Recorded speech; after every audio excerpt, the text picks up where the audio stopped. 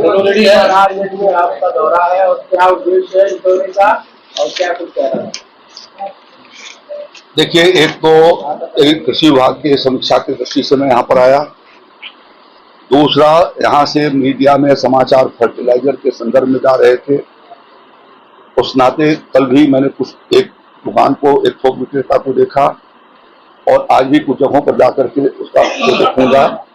और जो कोई भी ओवर रेटिंग या टैगिंग करता पाया जाएगा उनके खिलाफ कार्रवाई की जाएगी। हमने यहाँ आकर के जो समीक्षा की है उसका विस्तार से अभी आपके सामने बताया कि यहाँ महाराजगंज में ऐसे कुछ लोग पाए गए जिन्होंने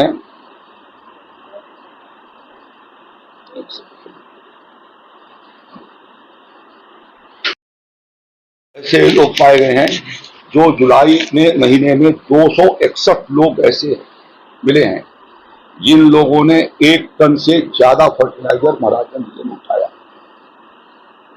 1 टन से ज्यादा उठाने का मतलब यह हो गया कि 261 टन से लगभग 400 मेट्रिक टन के करीब तो इन्होंने अकेले 261 लोगों ने जुलाई महीने उठा दिया।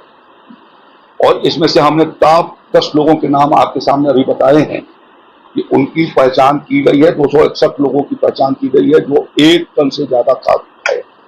अब उनकी जोत के हिसाब से, उनकी खेती के हिसाब से उसको सत्यापन कराई जाएगी और ज्यादा यदि उन्होंने फर्टिलाइजर उठाया है और उसका दुरुपयोग किया है तो उनके खिलाफ कार्रवाई भी की जाएगी। इसी तरीके से जुलाई महीने में महाराजगंज जनपद के भीतर 186 लोग ऐसे हैं जिन्होंने 1 टन से ज्यादा फर्टिलाइजर उठाई और उसमें कुछ लोग ऐसे हैं जिन्होंने 12 से लेकर के और 20 बार जून महीने में और जुलाई महीने में जाकर के यूरिया खरीदा। इसका मतलब यह है कि उन्होंने उसका गलत यूज किया है और ऐसे लोगों की पहचान कर ली गई है। अब उनकी जो है वो जमीन के हिसाब से सत्यापन कराए जाएंगे और यदि उन्होंने फेक तरीके से उसको उठाया है तो उनके खिलाफ कानूनी कार्रवाई भी की जाएगी।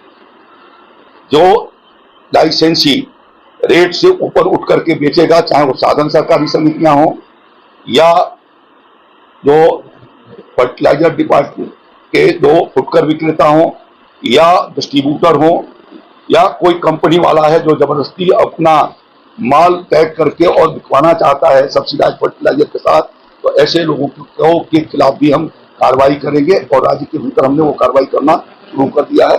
इसका आंकड़ा भी आपको मैंने बताया। धन्यवाद।